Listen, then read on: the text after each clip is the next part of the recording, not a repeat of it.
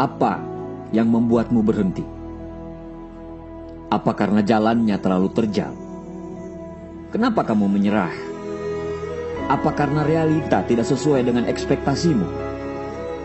Kenapa kamu tidak bangkit? Apakah karena kamu sudah sangat lelah? Semua orang meninggalkanmu, kamu kehabisan tenaga, atau uangmu yang habis? Apa yang membuatmu sampai menyerah? Apa yang membuatmu sampai harus menanggalkan semua mimpi yang sudah kamu bangun? Kawan, kamu sudah separuh jalan. Sudah banyak yang kamu korbankan. Sudah banyak kesakitan yang kamu alami. Ujung sukses sudah di depan mata. Hanya karena lelah kamu mau berhenti begitu saja. Hanya karena kehilangan harapan kau mau berhenti di tengah jalan perjuangan. Hanya karena tidak sesuai harapan kamu mau putar balik.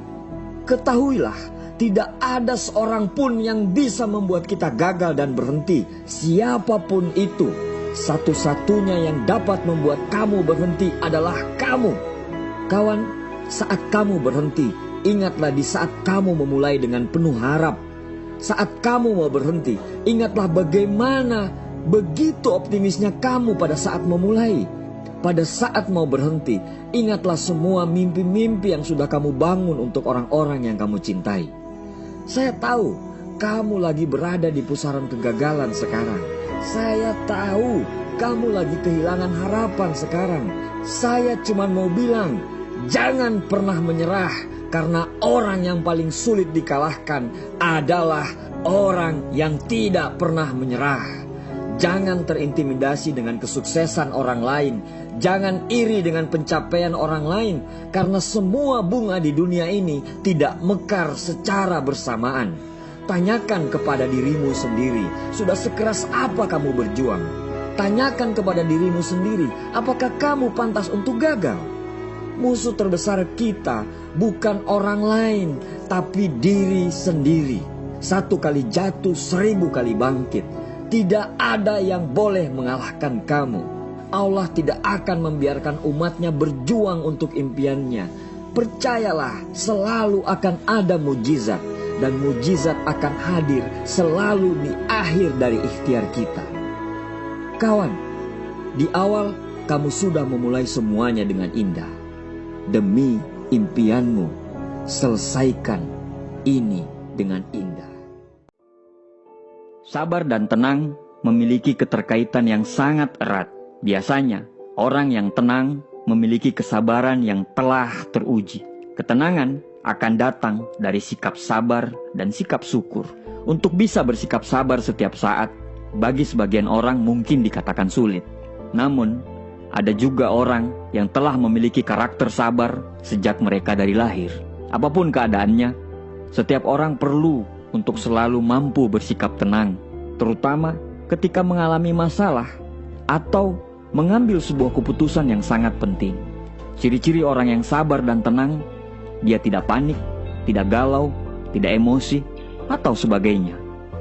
Keputusan yang diambil dengan bersikap tenang biasanya akan lebih tepat dibandingkan dengan orang yang mengambil keputusan itu dengan cara tergesa-gesa. Selain itu, sikap tenang juga membuat orang mampu menyelesaikan masalah yang dihadapinya dengan lebih baik. Orang yang memiliki ketenangan dan kesabaran akan terlihat lebih memiliki wibawa atau karisma yang tercermin pada dirinya. Di lingkungan, biasanya dia selalu disenangi oleh teman-temannya karena sikapnya bisa membuat orang lain sekitar tenang, rileks, karena ketenangan itu menular.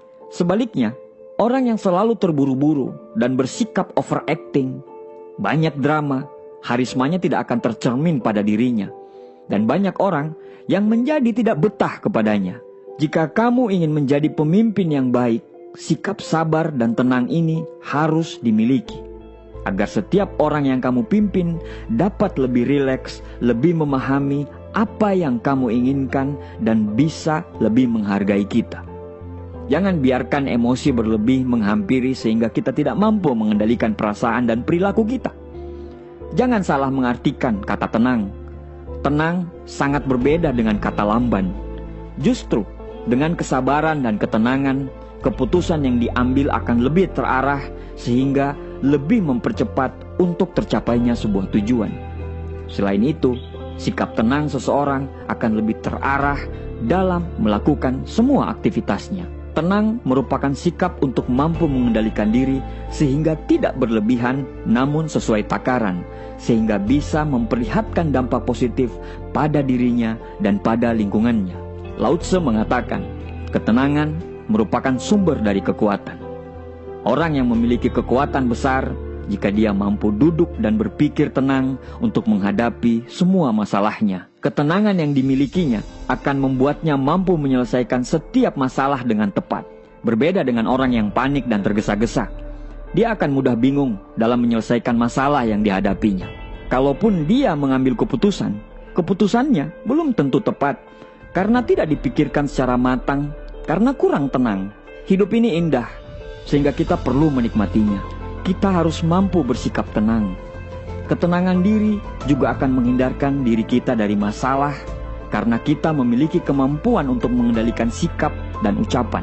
Abu Ahmad Al-Ghazali mengatakan, hadapi kawan dan musuhmu dengan wajah yang menunjukkan kegembiraan, kerelaan, penuh kesopanan, dan ketenangan. Jangan menampakkan sikap angkuh dan sombong. Ketika mampu bersikap tenang, kamu akan mampu mendengarkan suara hati dan merasakan karunia dan kebesaran Tuhan untuk selalu mengingatnya dan bertakwa kepadanya. Pikiran tenang akan dapat membuatmu mengendalikan tubuh dengan baik. Sejenaklah berhenti apabila Anda capek dari segala macam rutinitas. Berikan dirimu waktu untuk menenangkan diri. Berperilakulah baik dan menjadi diri sendiri merupakan cara sukses untuk mendapatkan ketenangan hidup.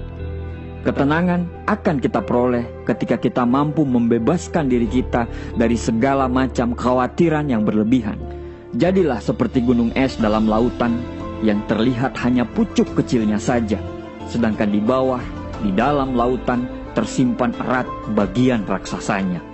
Jadilah seperti lautan dalam, hening, tenang, mengagumkan, tanpa perlu menjelaskan betapa hebat dirinya.